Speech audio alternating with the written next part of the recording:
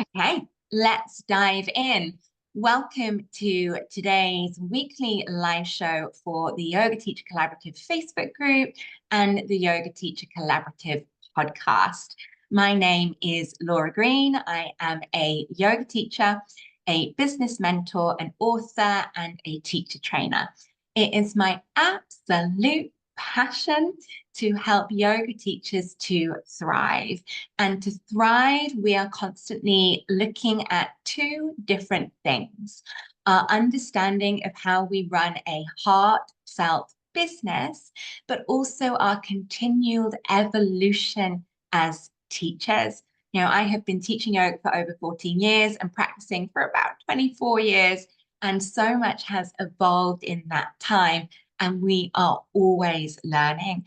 And that is why we have these guest specials in the group, because we have so much knowledge amongst this community. And as you know, our driving motto is collaboration over competition. And when we come together with our guest experts, when we collaborate in this way, we learn new things, we understand different perspectives, we get to hear and be inspired to try different things. So today I'm really excited to be with Vicky Richings. Vicky, we are so proud of you. You shared in the group a couple of weeks ago on our Pop the Champagne Thursday that you have just published your first book on yoga nidra and relaxation scripts. It is available on Amazon. I've dropped a link in the description, in the comments, anywhere a link should be, it is there. Vicky is here today to share her love of yoga nidra, to look at the benefits of yoga nidra, to explore how it is different to shavasana. I just confessed to Vicky that a little while ago, a few years ago, I was really guilty of, if I was running a workshop, saying that it was finishing with a yoga nidra, whereas it was just really an extended shavasana, like a 15, 20-minute shavasana, but it wasn't nidra. So we're looking at what is the difference between yoga nidra and shavasana, what are the steps of yoga nidra, why you may consider writing your own yoga nidra scripts, and also with Vicky being an author of scripts that you can use, her advice for how you take a script and rather than just read it, actually deliver it, bring it to life, infuse it with your magic and soul, as well as the words carrying the magic and the intention of the author, of course. So, my lovely Vicky, thank you so very much for being here. I'm delighted to connect with you. I'd love you just to take a moment to introduce yourself to those that do not know you yet. Thank you so much for having me, Laura. Welcome, everybody, and thank you for coming. I'm Vicky. I set up my own yoga teaching business in 2016. I decided to leave teaching and lecturing, which I've been doing for 20 years, psychology in universities and schools. And I have not looked back, quite frankly. It was the best decision I ever made.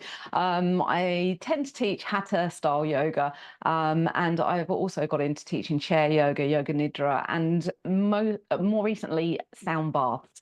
And now I also do a little bit of yoga teacher training too, because I was teaching on yoga teacher training for Cam Yoga, and looking to set up something similar myself. But it's a lot of work at the moment. But yes, yoga nidra was the thing that really caught on for my students during lockdown, because I was offering online classes, but then I was offering a Sunday night yoga nidra quite late so that they could do it in bed and then just drift off if they wanted to afterwards. And it proved to be one of my most popular offerings during lockdown. So that's essentially how I got into the yoga nidra area. And I really always like to start things like way back, presuming we have no knowledge, to then sprinkle on top the magic. So if someone had actually never heard of the phrase yoga nidra, what is it? What does it mean?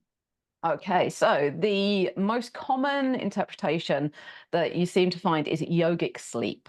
Mm. And I think sleep's a little bit misleading because when we're asleep, we are unconscious. But with Yoga Nidra, you have that awareness, you have that consciousness, even though it is a very, very deep state of relaxation. So I think yogic sleep can be a little misleading. The idea is you are in a really deep state of relaxation that allows you to almost switch off from the external. So you're still consciously aware of your body and maybe sort of visualizations, things that we will go through the stages, but it isn't the same as sleep, but it does provide, apparently, some of the benefits of sleep. Okay, and yes, I've definitely heard and called it yogic sleep. Okay, so sleep is misleading because we are, and as soon as we say to someone sleep, obviously one of the challenges of yoga nidra is staying awake. Staying awake. But as soon as we call it yoga sleep, of course, we're pre-setting that intention. So almost saying this, awake while in a deep sense of relaxation. So why? Why would I want to do it? Why do I want to spend 20, 30, 40 minutes when I could be reading a book, running around, doing more asana, cleaning my house? Why would I want to do it? This is an extremely good question. And my answer would be the fact that we are always thinking that we should be doing something.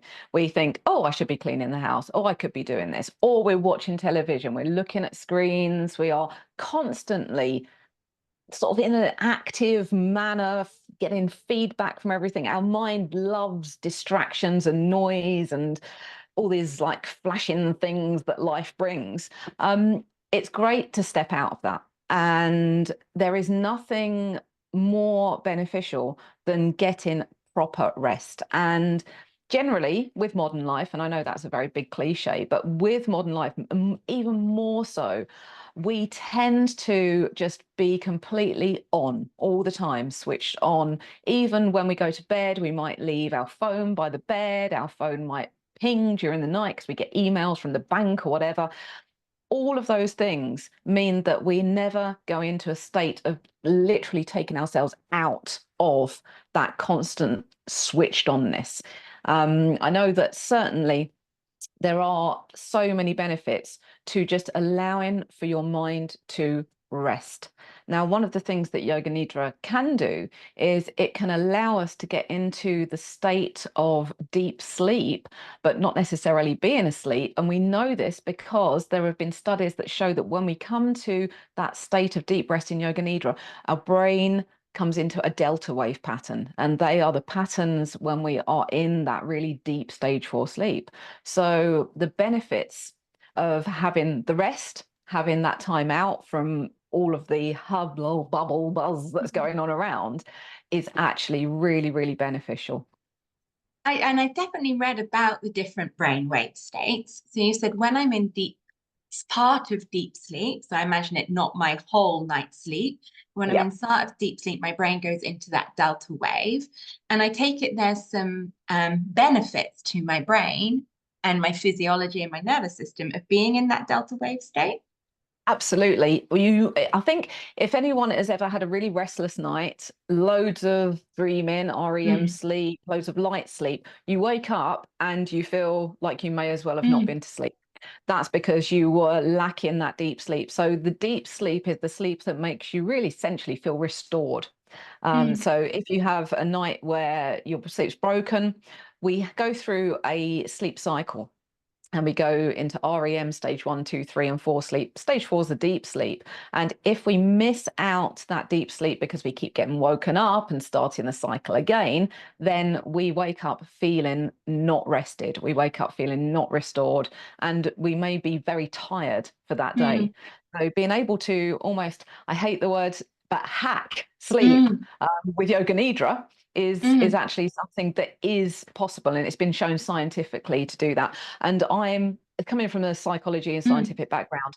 I very much want the evidence. I very much want the empirical evidence to show this, and there is empirical evidence that does actually show this.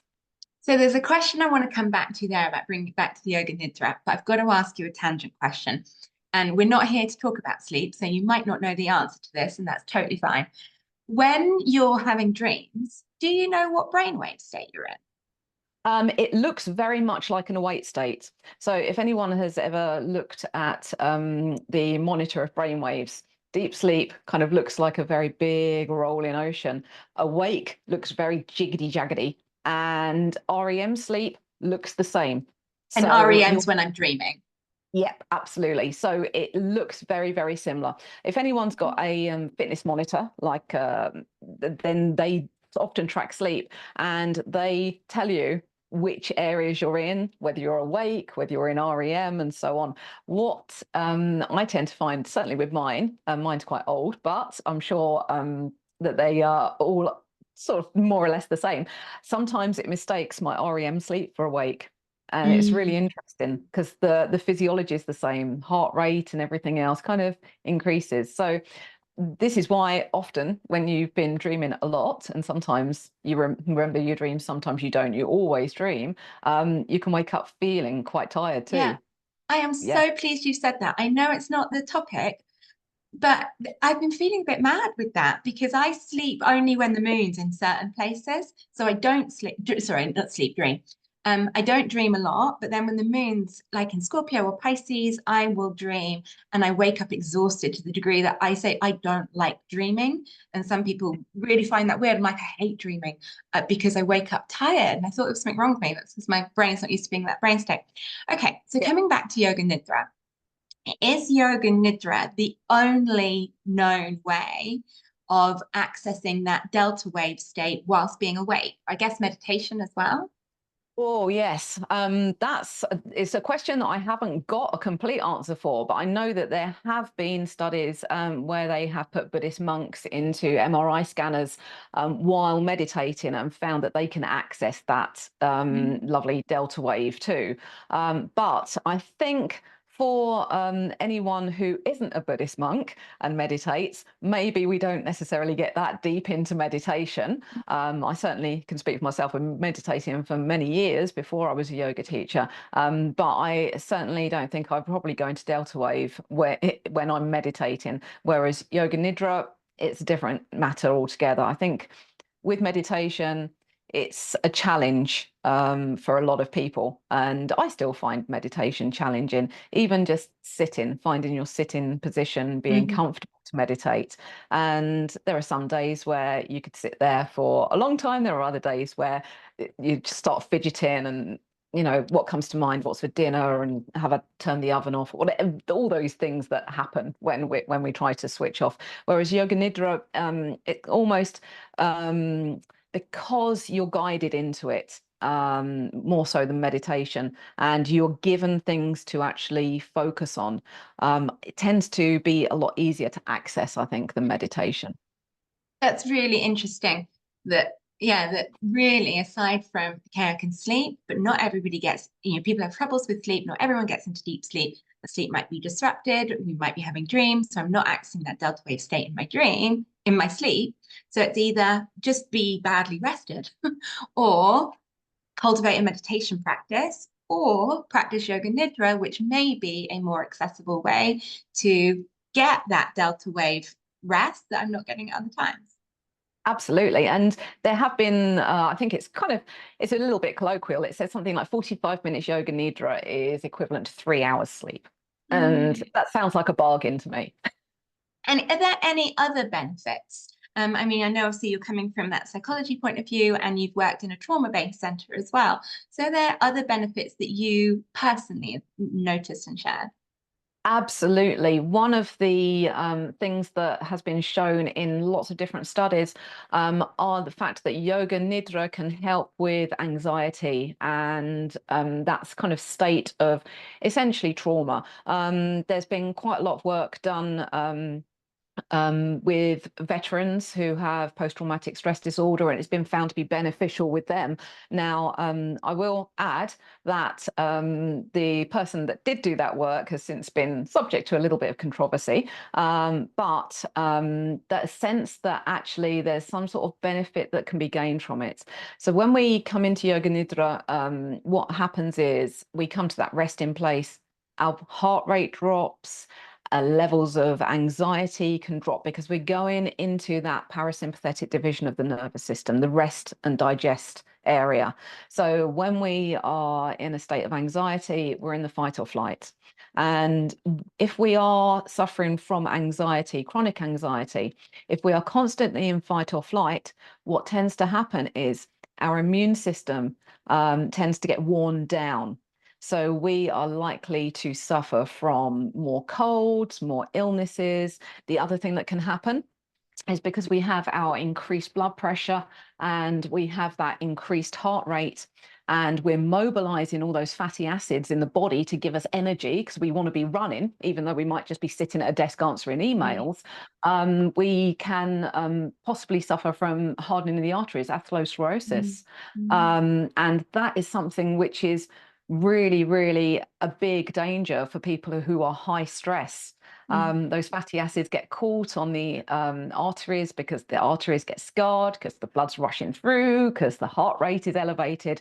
So if we are able to bring ourselves from those states of anxiety, from that fight, flight idea down to the rest and digest, that parasympathetic division of the nervous system kicking in, then that gives everything a rest. Blood pressure lowers, heart rate lowers, everything kind of returns to a state of being nicely calm, and that sense of actually being able to get out of that state of anxiety. And it's really, really beneficial that way. Okay, thank you so much for sharing that. There's so many different layers that it doesn't really matter what your reason is, there's a benefit for every single one of us. So we know that Yoga Nidra is something that's highly beneficial. We know it is financially, it can be accessible to people. Yep. It can be, more accessible than maybe some yoga asana classes, although it does come with its own challenges. How is it different to Shavasana? Okay, now this is one that's it's an interesting answer. Now, generally speaking, when we were in yoga classes, Shavasana, if we're lucky, we might get 10-15 minutes at the end of a class.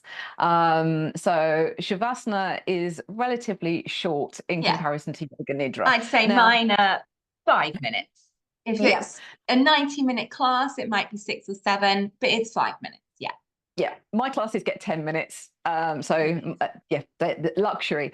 But I know people are working at gyms, sometimes it's 3 minutes. So Yoga Nidra is quite a lot longer. And now I would say a Yoga Nidra practice, a minimum of 20 minutes. And I'd say that's a little bit short. I would say half an hour to 45 minutes is a good length for a Yoga Nidra practice. And as far as sort of the difference between Shavasana and Yoga Nidra is concerned, with Shavasana, quite often people are guided into it and then just let to rest, to kind of let go or just be, or whatever the terms may be. Now, with Yoga Nidra, there are stages that we go through. So it is guided. There is very little space for just being in that sense. It is an active, conscious relaxation. Now, some people may find that actually it's quite difficult to stay awake, as we were saying before. But generally speaking, I think that just means they do need to actually sleep. And this is what I always say. Don't worry if you fall asleep, you obviously need it. But as far as but I still worry. I still worry when I fall asleep. Every yoga teacher has said that to me, but I still hate falling asleep.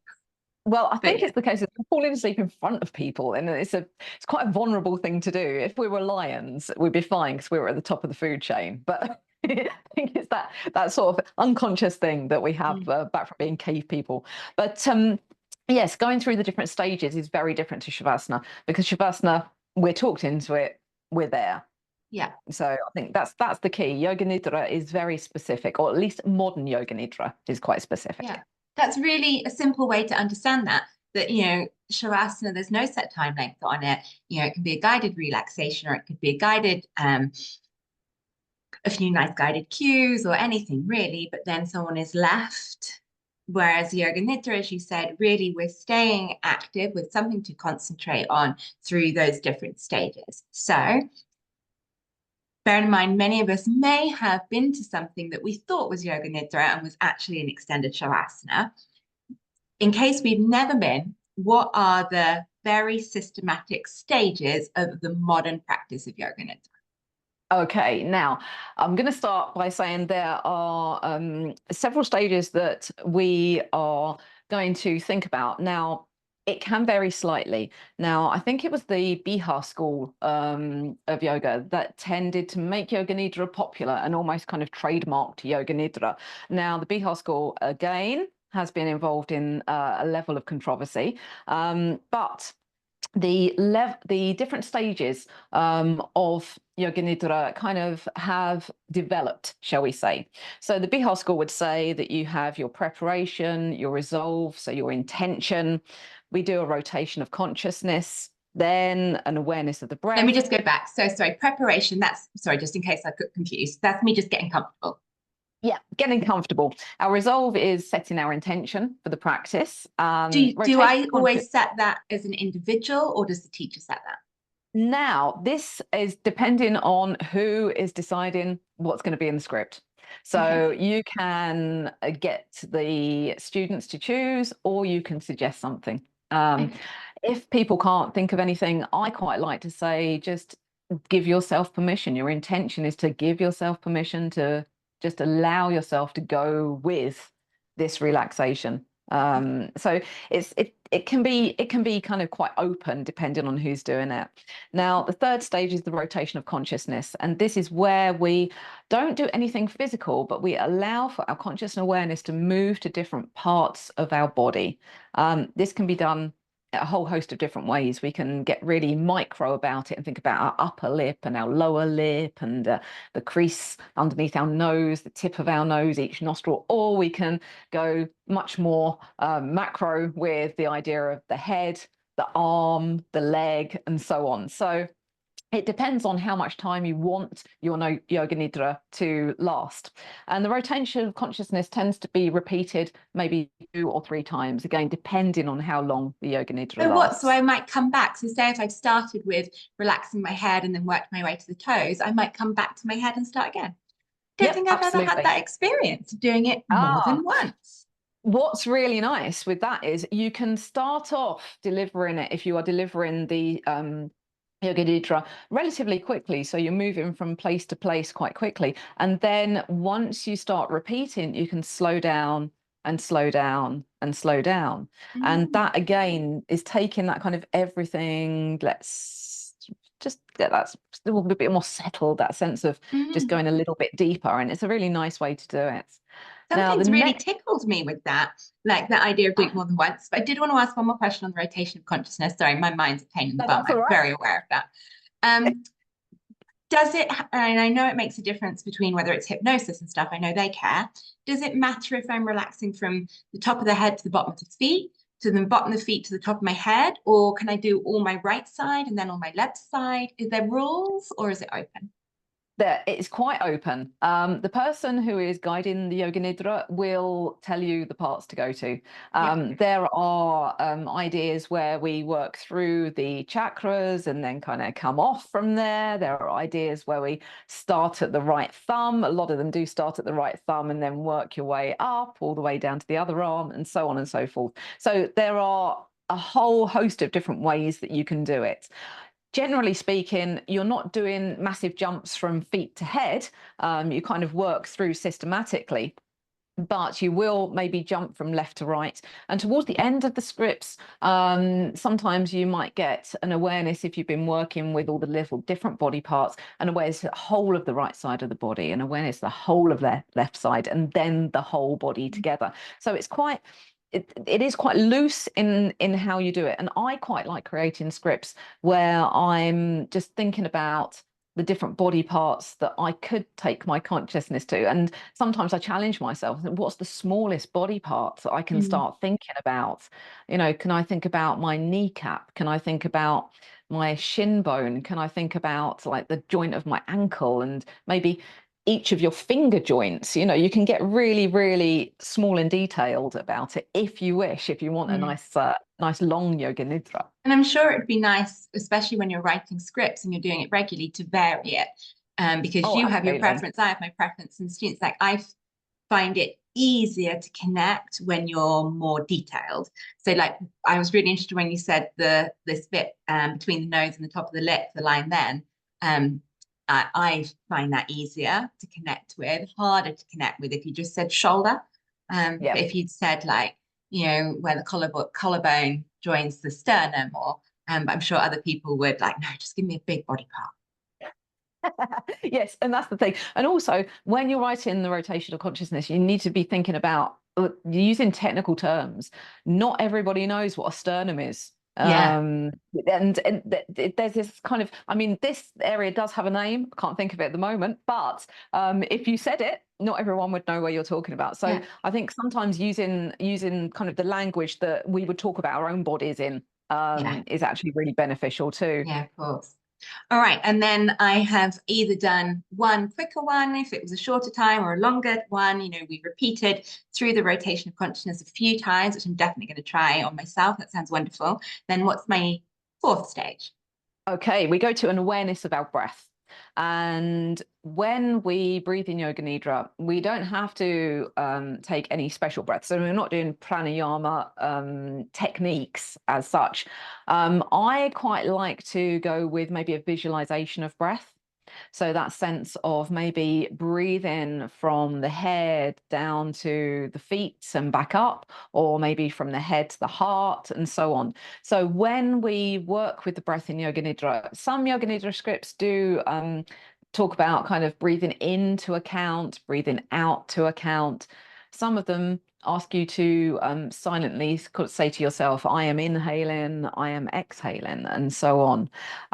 Maybe some of them say you're counting backwards from, I don't know, let's go with 54 all the way down to 1. And you might not get there before we move on to the next part, Mm. but it's that sense of just having that awareness of breath and resting with the breath. I know some That people counting count one it. stresses me out.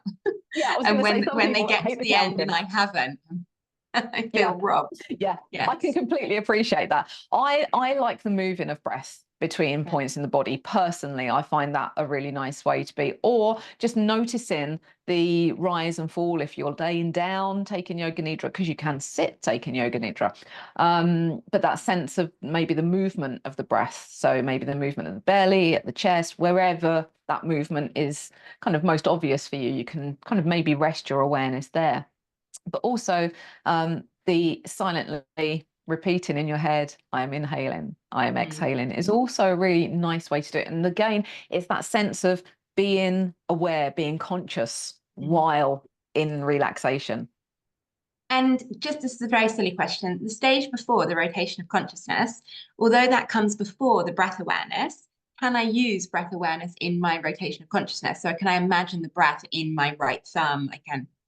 You can. And with the rotation of consciousness, some scripts that people may use will say, take your awareness to your right thumb, take an inhale and exhale. Yeah. Take an awareness to your first finger, take an inhale and exhale. So sometimes breath is combined with that. And the other thing I was going to say about the rotation of consciousness, don't know if everybody else does it. I'm sure that I'm not the only person who works this way. Sometimes I get like a little Tinkerbell light going to each of the parts of my body as Yeah. I'm just working round. So that sense of not just an energetic shift to those parts of the body, but also almost a visualization of that little Yeah. twinkly feeling. Yeah, I know exactly what you mean with that. Okay, so Phew. then I can have my breath in my rotation of consciousness. And then it's almost like I drop the rotation of consciousness and just allow myself to focus now on just the breath in this Yeah, stage. Okay, yeah. stage 5. Okay, now there can be a couple of things here. The BHAR score would say a focus on feelings and sensations. Now, I don't tend to use this too much because I find if we're being trauma aware, it can be a little triggering, not too comfortable for some people. So one of the examples that Mm. we could use here is thinking about opposites. So you might get someone to imagine they're feeling really cold and then imagine they're feeling really hot, or imagine they're feeling really light and then imagine they're feeling really heavy. Now, some of these kind of flip over into feeling really sad and really happy and things like that. Now, I find that this is a little bit of an area where I personally don't feel very comfortable doing it. Um, Certainly, and And to that's be with your background as a psychologist. absolutely, absolutely, and to be honest with you, it's not just the feelings and the emotions. The idea of feeling cold to me Mm, would completely bring me out of that mm, relaxed state. I mean, if I watch a film and it's snowing in the film, I have to put a jumper on. It's like mm, it's one of those things that I think would personally for me, I don't necessarily like that. So I don't tend to use that stage very much. But if people wanted to, then that's something that you can add in. mm, But again, I think we need to be aware of our audience mm, and who we're delivering to. I mean, children feeling cold, feeling hot, they might like that idea, feeling like you're high up, feeling like you're low down. Whereas I think it cannot necessarily be too clever, shall we say, mm. to use it with everybody. The next stage that I do use is visualization. And this is, for me, the most fun part of the scripts to write. So with visualization, it can be really open. So you can get your students to maybe create their own like lovely place to be. So they could choose whether they're at the beach, whether they're in the forest, whatever it may be. I tend to write different scripts in different places. So I've before now written scripts that are kind of a water lily, kind of Monet inspired script, which you're looking at the water lilies, you're by the river, or by the pond, I should say. You might kind of have a look down and see your reflection. You're looking at the leaves, you're looking at the flowers, and maybe there's a willow tree nearby and you can hear it rustling and so on and so forth. Mm, So the idea of the visualizations is to really create a full picture, a really vivid picture. So I think about what they might be able to smell, what they can see, mm, how bright is it? Can they feel warmth of the sun on their skin? Are they wearing a cozy jumper looking out when they're in a nice warm log cabin? So mm. that sense of being able to really bring all of our five senses Yeah. into that description. One And of that's so the important. That's make or yeah, break it for me because I suffer quite badly with aphantasia. So I can't visualize very well at all. So if someone's just giving visual cues, I check out at that point. But as long as they bring in the senses, I'm there. So if they say, imagine you're at a beach, okay, I'm checking out. And then yeah, like you can hear the waves. I'm like, oh, I'm back. You can feel the yeah, warmth of the sun. Oh, I'm back. You can smell the fresh sea air. Yep, I'm here. So if yeah. someone Feeling the tickles sand all between of your the toes. senses, I'm there. Yeah. But if they just go visual, I'm out of there.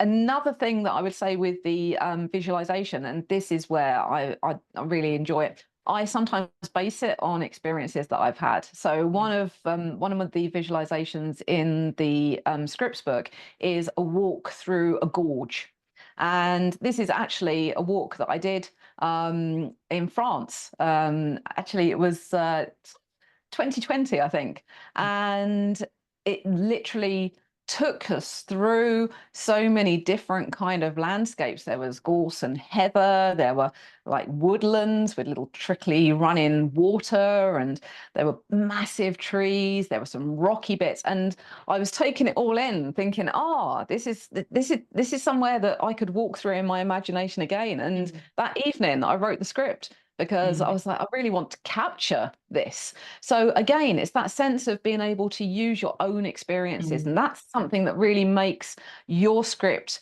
quite special. Yeah. There won't be another script like that. No one And else will have written the same script. it's easier, I feel, when I describe places and experiences I've been, they're the ones my students always say I was there because there's a very different delivery, I think, from you when you've It, been there and that yeah, energy takes them there more easily. it's that Okay. authenticity. You're not imagining this lovely kind of perfect place that Yeah. on the beach that you've never visited. You have that really visceral kind Yeah. of description that you can give people, Yeah. and they can get that same experience. So we've got through from settling, setting an intention, rotation of consciousness, bringing the awareness of the breath. maybe the opposites, the different sensations, maybe, maybe not, then coming into the visualization. This is the point I often go, oh, running out of time as you're leaving the forest. But but there Well, are stages afterwards, and I imagine that these are important, and I have to confess, I don't give them anywhere near as much love. So what comes after? And well, the last stage comes afterwards, and yeah, I would say don't just kind of get out and walk out the forest. You have to allow for yourself to maybe come back to wherever you started. So there's that kind of full circle. Sometimes you can allow for the awareness of the forest to fade or what the visualization to fade, but I always reassure my students that if they wanted, they can come back there at any time. So just letting them know that they can kind of recreate that in their mind. If they liked being there, it's a happy place, you can go back. But when we're coming out of the yoga nidra, I always like to get people to just become aware more gradually of their surroundings again. So to start off with, we kind of took ourselves inwards and then we start to take ourselves outwards. So maybe they would start to become aware of the sensation of their body on the earth. Maybe they become aware of sounds inside the room, maybe sounds a little further away. And then maybe I always say something like radar, search for the furthest away sound that you can hear and listen to it for a moment. And then starting to allow the breath to deepen, allowing for a little movement. And I always end the practice with the words, the practice of yoga nidra is now complete, just so that there is that kind of full stop. You know that you have finished that paragraph, and then it's time to get on, get ready for the rest of the day or the evening or whatever time of day you're practicing. So it's really nice to have that kind of idea of just being able to come out gradually, but then have a definite end to the practice. That sounds lovely. And I really like the idea of time of not just bring your awareness back to the surface, what can you hear, but actually letting that be as significant a stage that I don't really think I've experienced that. And then that full stop, and then bringing someone back to seated. Yep, absolutely. So I always say take your own time. If people have some water with them, they might want to take a sip of water. And after, if I'm in an in-person class and I know people have got to drive home and things like that, I will always kind of maybe have a little bit of a conversation or ask a question. So I don't know that everybody is compos mentis and not still floating in the kind of sky or the sea or wherever it may be that they were in their visualization, so that I know that they're okay to carry on with the rest of their day. Because I have not been okay to carry on in the rest of my day. I remember just sitting at traffic lights and there was no cars before me or after me, and I just sat and watched how pretty the You've colours disappeared, were. Laura. I can't hear you anymore. Can you hear me now? Oh, that's it. I can hear you now. Yeah, I remember just sitting at the traffic lights thinking, oh God, aren't they pretty? Look, that's yellow and green. And I was not here. Okay, so that is beautiful. Now, what, and it comes so effortlessly out of you. What inspires you to write that down into a script rather than just with your gifts and your skill? Do you ever yourself not script? Do you ever just let that come to you in the moment, or do you always script? Well, I think if you are doing something that is 45 minutes long, then it would be a lot of brain work to have that completely in your head. Quite often, rotation of consciousness, I don't necessarily have written down in front of me. But if you're not fully in that moment, then sometimes you can get your lefts and rights mixed up. You can, so it's quite nice to have something just as a cue, a visual cue to come back to. But the other thing I think is quite important is, as yoga teachers, we are responsible for our students. So if a student comes back to us and said, oh, when we did this during yoga nidra, I felt this way and it made me feel uncomfortable and I've had this. It's good to have written down what we had, even if we kind of are talking around it a little bit, that sort of content. So I treat it a little bit like I would my asana classes. I have that record of what I delivered, when I delivered it, and who was there. And I think it's just it's a responsible thing to do. Having said that, when I deliver the scripts, I don't just read the script. There is, having been a teacher for years, and there's a thing called death by PowerPoint. I'm sure that people who've gone to meetings and things will have experienced it. Someone puts PowerPoint up and literally reads through it. And that is a really good way to disengage people. And if even if someone can't see the scripts that you're reading, if you are just reading that script, wrote, then it doesn't come across. You don't have the same authenticity. So even with doesn't have the energy. Absolutely, absolutely. With the scripts in the book that I wrote, at the end, the last step is to make it yours. I don't say just use this, use this, use this. You can add, you can take away, you can tweak, and that's the thing that will make it feel more authentic to your students, but also to you delivering it.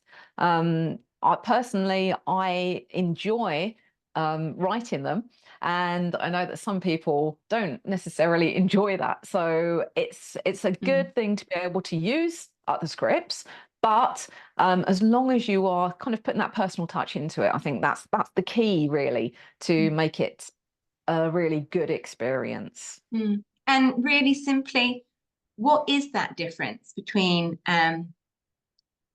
reading and bringing it to life with energy? Like,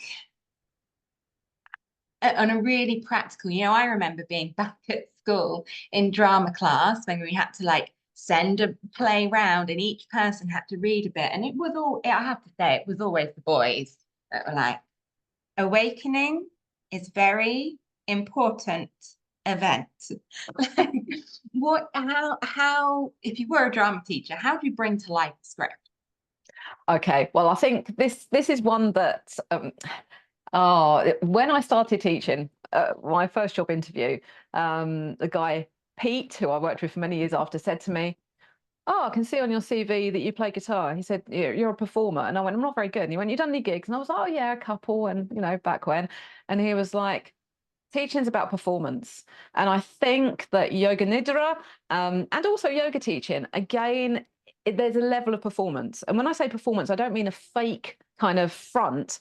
I mean that sense of giving it energy. I mean, we know if we watch a sitcom where the acting is bad and we watch a sitcom where the acting is good, we're likely to turn one off and keep watching the other. So it is that sense of the flow of things, how it feels to be on the receiving end of it. And certainly we don't have to perform like an actor, but we just have to be able to give it that sense of allowing for our students to feel like we are informed, we know what we're doing, they're safe with us, and the energy, like you were saying, the energy we give out is good energy, and we aren't just being wooden. We aren't just saying the words that mean nothing. And I think if we practice ourselves too, that can be really helpful, because then we're coming from a place of authenticity. I mean, I wouldn't expect to go to, say, a meditation class where the teacher has never meditated and just instructs you how to. So I think having a self-practice is really important too. Yeah. And it gives you the trust in the power of what you're doing. Because otherwise, if you haven't been to a 45-minute yoga nidra and you're reading a 45-minute script, you start to rush because you're like, they must be bored. They can't know what to do. Maybe they want to sleep, so-and-so snoring in the corner. Oh, I'm going to skip that bit. You start to panic about holding space for 45 minutes of relaxation. But if you have been into many a yoga nidra yourself and know how luxurious it feels and how that 45 minutes feels like 5, you'll trust the process then when you deliver it as a teacher, I think. Absolutely, absolutely. And I know that certainly, especially new yoga teachers tend to worry about these things. And that sense of, oh, is everyone enjoying it? Oh, that person's fidgeting. It doesn't matter. People will fidget. People won't necessarily be comfortable laying in one position for 45 minutes. And it's fine. And you can't start worrying about that. You can't start thinking, oh no, I need to rush through. Just, as you say, trust the process, because yoga nidra, some people may find it difficult to start off with because it can be challenging to just be and allow yourself to follow that conscious journey for 45 minutes. People aren't used to doing that. It could be something completely new to some of your students. Mm. But what you might find is once they've done it a few times, actually, it can be, I don't want to use the word addictive, but it can be quite moreish, shall we Yeah. say. And so should it be. You know, we go, I sleep every night. Why not rest every day? Um, Absolutely. and yeah, I think not judging how other people rest. You know, I've been teaching yoga for 14 years and I still got caught out last weekend. I was teaching a retreat. I was teaching a long yin class with a long extended relaxation into some sound healing. And the theme was on connecting to peacefulness. And I had a student, I've met her a couple of times, not very often. She only comes on retreats. She did the whole relaxation in yoga nidra with her eyes open, staring at the ceiling. And I thought she was bored, fed up. And at the end of the retreat, we reflected back and she said, oh, the class on peacefulness was my most favorite of the whole week. I felt such a deep sense, weekend, I felt such deep, but just that trust that we all relax in a different way, you know? All right, my Absolutely. lovely. Thank you so much for sharing this. Oh, it's Now, been a when pleasure. did your script baby come out? When did you publish your book on with the scripts? Well, it's quite new. I think it was about 2 weeks ago. Yeah. So it was, yeah, it's I've written a psychology textbook before, but this is like the first yoga thing that I have actually written. So it was a little while in the making because I wanted to get What's a everything. little while? Ah, shall we say a couple of months? That's But okay. yeah, it's relatively short, but it is. I wanted to keep it quite simple to use, so it's really accessible. And what I found is, I mean, I've had books of scripts and meditations before, but they are all complete things, and I wanted to give a little bit more leeway. So mine is and I'm going to use inverted commas, mix and match. So you are given 4 different options for each of the different stages, and you can kind of Mm. tweak them, you can Mm. mix them. So I think out of the 5 stages with 4 options each, I think my maths is right. You can make 1,028 different combinations, which kind of blew my mind. I was like, oh, yeah. But I don't know if you'd want to make that many combinations, but you can pick scripts that are a little bit shorter in places, a little bit longer in places, different visualizations, and so on. So what it does is essentially it gives you quite a lot of options to I fit love that. who you're working. Yeah, that's because this is what I wanted when I first Mm. started doing yoga nidra before I was writing my own scripts.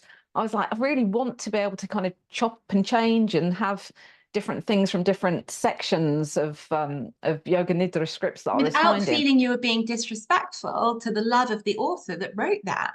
You know, This is you've the given problem, so isn't much it? permission. Yeah, absolutely. It's that Roland Barthes, death of the author.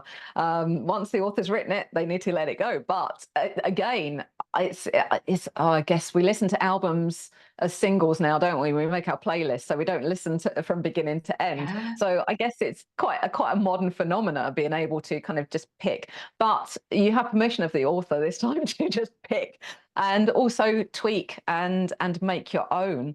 And yeah, I published it as an ebook to keep it really low cost. So I think it's £5.50 on Amazon, which Yeah. is a small investment, but you don't even have to have a It's Kindle. You can five use the pounds Kindle app. 50. Yeah, bargainous, bargainous.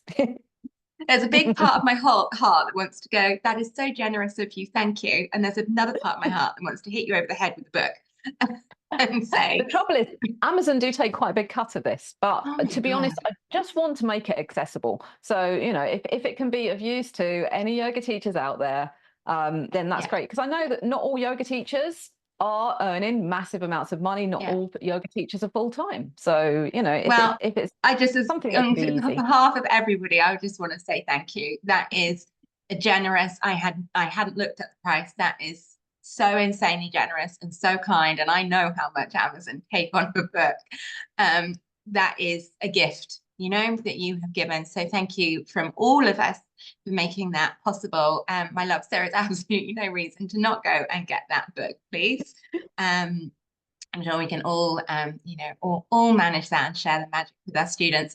So I will make sure that link is everywhere. I do actually have to dash because oddly, I've got to go and teach private one-to-one yoga class for a man in their house I've never met. I'm not even sure why I'm doing that. I used to do that stuff like when I'd qualified, but I don't know why I said yes. Anyway, so there must be a reason. I don't do privates anymore. There must be a reason. But anyway, I'm going to go and dash off and teach this private. But Vicky, thank you so very much for your time today, for your expertise, but also for the love and generosity to the community and making such a book possible. So thank you. Thank you. It's been an absolute pleasure, Laura. And thank you so much to everyone who's joined in and watching. I really appreciate that. Loves. Right, I will catch you all again soon. Again, we're in this different Zoom stream, so let me work out how to end it, but I will see you all again soon. Thank you for joining us. Thank you. All right, my loves.